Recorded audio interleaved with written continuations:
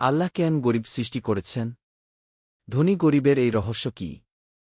এত বৈষম্য কেন? আসসালামু আলাইকুম। পৃথিবীতে এমন অনেক আছে যারা ধনীর ঘরে জন্ম নেয়, ধনী অবস্থায় জীবন যাপন করে আর মৃত্যুবরণ করে। অভাব কি বুঝতে পারে না।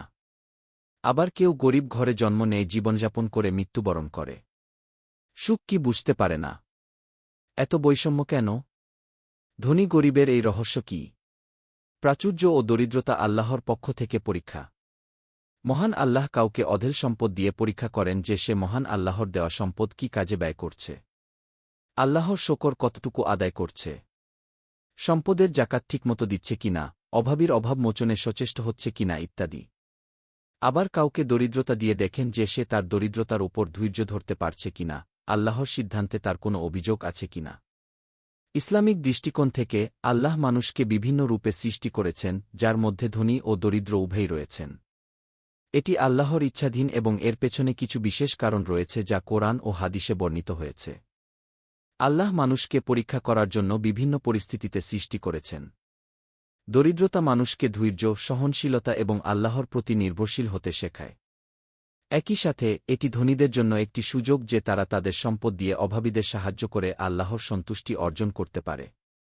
কোরআনে বলা হয়েছে, আমি অবশ্যই তোমাদের পরীক্ষা করব কিছু ভয়, ক্ষুধা এবং জানমাল ও ফলফলারির অর্থাৎ জীবিকার অভাব দ্বারা। আর তুমি ধৈর্যশীলদের সুসংবাদ দাও। দরিদ্রতা এটি একটি পরীক্ষা। দরিদ্রতা মানুষকে ধৈর্য ও কৃতজ্ঞতা শিক্ষা দেয়।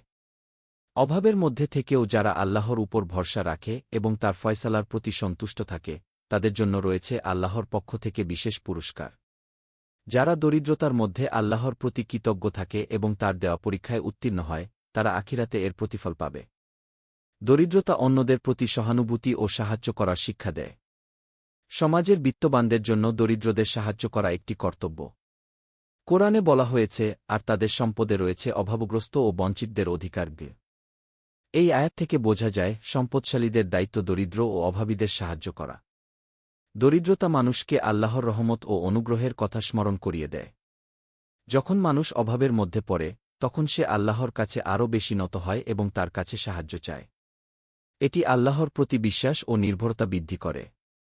আল্লাহ সবকিছু নিয়ন্ত্রণ করেন এবং তিনি যা চান তাই হয়। তিনি কাউকে ধনী করেন, আবার কাউকে দরিদ্র। এটি তার সার্বভৌমত্বের একটি অংশ।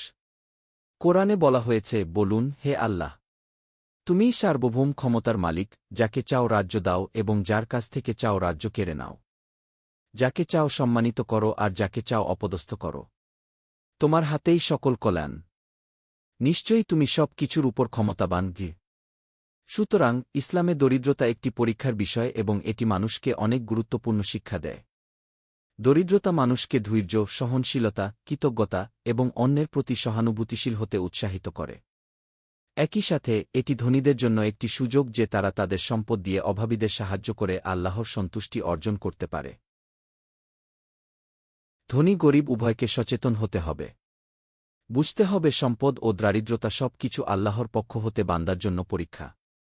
দুনিয়া স্থায়ী নয়। সবাইকে আখেরাতের চূড়ান্ত বিজয়ের জন্য এই পরীক্ষায় পাস করতে হবে। ধনী বা গরিব আমরা যে অবস্থায় থাকি না কেন, আল্লাহর সন্তুষ্টি লাভ করা আমাদের একমাত্র লক্ষ্য হতে হবে। আল্লাহ আমাদের সবাইকে কবুল করুন। আমিন।